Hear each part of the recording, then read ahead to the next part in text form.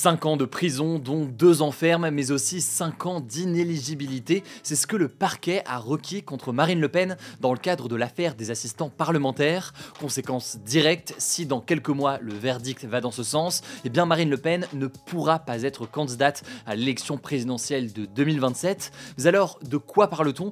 Pourquoi tout cela fait-il autant réagir? Salut, c'est Hugo, j'espère que vous allez bien. On est parti ensemble donc pour une nouvelle plongée dans l'actualité en une dizaine de minutes. Marine Le Pen est donc jugée depuis septembre avec 26 autres personnes dans le cadre du procès des assistants parlementaires du Front National. Le Front National, c'est donc l'ancien nom du Rassemblement National. Ils sont donc accusés d'avoir détourné des fonds alloués par le Parlement européen, donc l'une des principales instances de l'Union européenne. Et à quoi ça ressemble exactement? Eh bien, des assistants parlementaires de députés européens du Front National sont accusés d'avoir exercé des emplois fictifs. En gros, et comme c'est le cas à l'Assemblée nationale, eh bien, le Parlement européen verse de l'argent aux députés européens pour qu'ils embauchent des assistants parlementaires qui vont les aider dans leur mission au quotidien au Parlement européen. Sauf que là, eh bien, le Front National est soupçonné d'avoir fait travailler ces personnes-là, non pas dans le cadre des travaux du Parlement européen, mais directement pour des sujets du parti, directement donc en France. Et on parle de faits survenus entre 2012 et 2017 pour des montants de plusieurs millions d'euros cumulés au fil des années. Et à noter qu'il y a eu une autre affaire similaire dans le cadre du MoDem, donc un autre parti centriste et proche d'Emmanuel Macron. On en a déjà parlé à l'époque sur ce compte, mais je vous mets des liens en description si vous voulez en savoir plus. Bref, concernant le Rassemblement National, le procès se déroule donc en ce moment et mercredi, le parquet, donc l'accusation,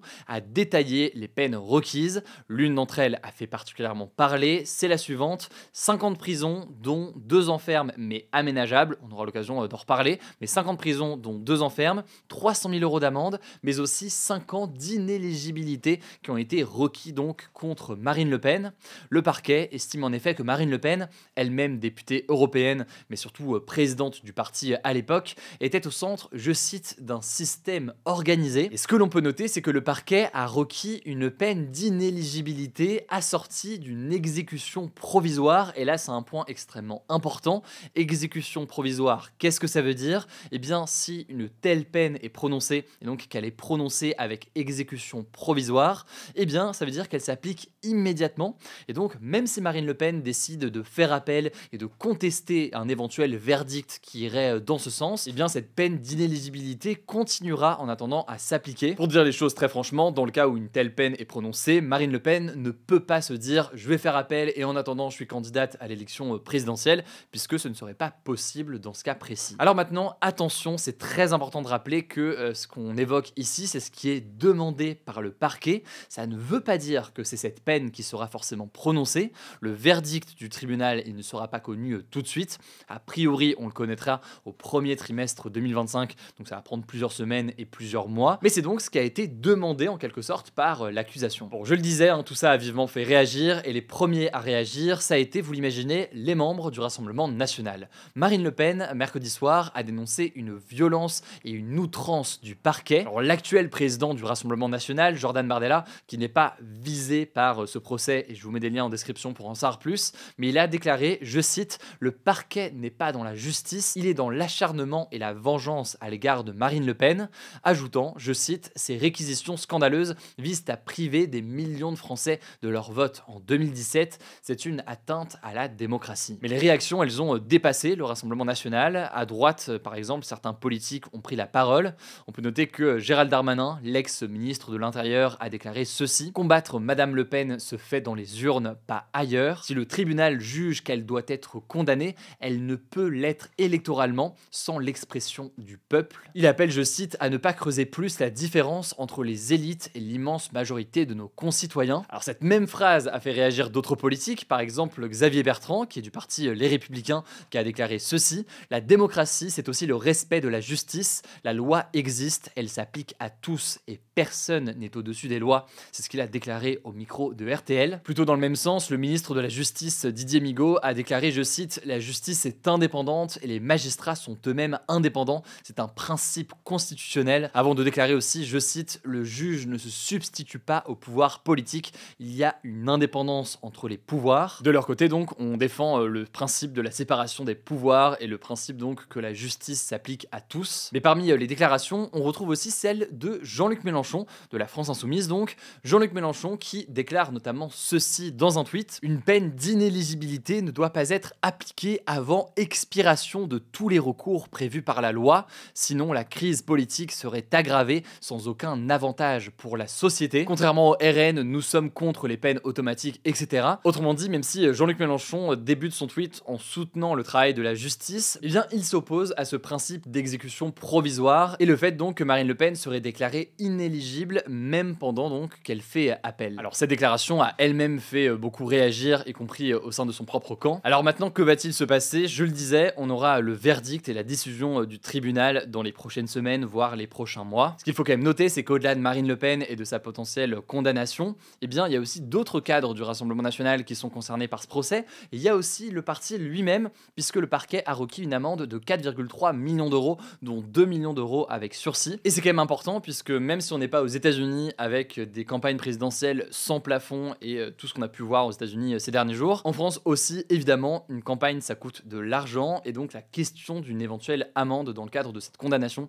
sera quelque chose à observer. On peut noter aussi que le Rassemblement national a même lancé une pétition qu'ils ont diffusée sur leurs réseaux sociaux. Ils ont aussi lancé un hashtag qu'ils ont nommé Je soutiens Marine. On suivra en tout cas tout ça, je vous mets des liens en description si vous voulez en savoir plus, notamment donc sur cette affaire des assistants parlementaires avec différents liens pour en savoir plus. Je rappelle pour tous les nouveaux que ce format il est disponible sur YouTube, il est disponible aussi en podcast, mais il est aussi disponible en version newsletter. Donc pour ceux qui préfèrent lire l'actualité chaque jour plutôt par email, eh bien on vous met un lien directement en description, c'est gratuit pour s'inscrire. Je vous laisse avec Léa pour les actualités en bref et je reviens juste après. Merci Hugo et bonjour à tous. On commence avec cette info. Israël serait responsable, je cite, de crimes de guerre et de crimes contre l'humanité à Gaza. C'est en tout cas ce qu'estime l'ONG internationale Human Rights Watch dans un rapport publié ce jeudi. Selon elle, les ordres d'évacuation répétés de l'armée israélienne dans la bande de Gaza mènent à un déplacement forcé massif et délibéré de civils palestiniens à Gaza. L'ONG estime que les actions d'Israël semblent également correspondre à la définition du nettoyage ethnique dans les zones où l'armée a demandé à des Palestiniens de partir et où ils ne pourront pas revenir car elles sont désormais inhabitables. En octobre dernier, l'ONU a estimé qu'1,9 million de Gazaouis avaient été déplacés à cause de la guerre, alors que la population totale était estimée à 2,4 millions d'habitants au début du conflit. De son côté, l'armée israélienne affirme avoir appelé les habitants à évacuer, je cite, en raison d'impératifs militaires et elle assure participer à la protection de civils. Deuxième actu, aux États-Unis, le camp des républicains, donc celui de Donald Trump, a conservé la majorité à la Chambre des représentants, qui est l'équivalent de l'Assemblée nationale en France. C'est ce qu'ont annoncé plusieurs médias américains ce mercredi. Ils ont donc obtenu au moins 218 sièges sur les 435 en jeu, après avoir remporté le Sénat face aux démocrates, donc le camp de Kamala Harris et de Joe Biden, la semaine dernière. Concrètement, ça veut dire que Donald Trump pourra plus facilement mettre en œuvre son programme politique. Alors, parallèlement à ça, Donald Trump a évoqué mercredi l'hypothèse d'un troisième mandat à la tête des États-Unis lors d'un discours devant des républicains à Washington. Alors, faut savoir que la Constitution américaine, donc la norme suprême du pays, limite le nombre de mandats présidentiels à 2, qu'ils soient consécutifs ou non. Donc, pour pouvoir faire un troisième mandat, Donald Trump devra passer par une modification de la Constitution, ce qui est une procédure compliquée. Troisième actu, la ministre française de la Transition écologique, Agnès Pannier-Runacher, ne se rendra finalement pas à la COP29,